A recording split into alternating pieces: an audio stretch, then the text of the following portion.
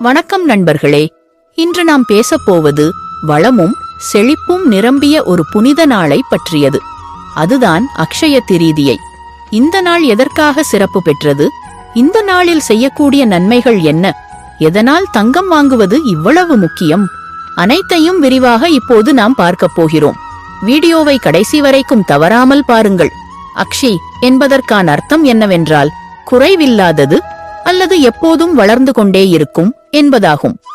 திரிதியை என்பது சந்திரன் வளர்கின்ற பிறை நாள்களில் 3வது நாளை குறிக்கிறது. அக்ஷய திரிதியை நாளில் பல புனித சம்பவங்கள் நடந்தன என்பது புராணங்களில் குறிப்பிடப்பட்டுள்ளது. இந்த நாளில்தான் பரசுராமர் அவதாரம் பெற்றதாக நம்பப்படுகிறது. இது மட்டுமல்லாமல் மகாபாரத காலத்தில் பாண்டவர்கள் வனவாசத்தில் இருந்தபோது ஸ்ரீகிருஷ்ணர் அவர்களுக்கு அக்ஷய பாத்திரம் என்ற ஒரே எத்தனை முறை எடுத்தாலும் குறையாத பாத்திரத்தை வழங்கினார். அதன் மூலம் பாண்டவர்கள் தங்களது வாழ்க்கையை சிரமமின்றி கடந்து சென்றனர். மேலும்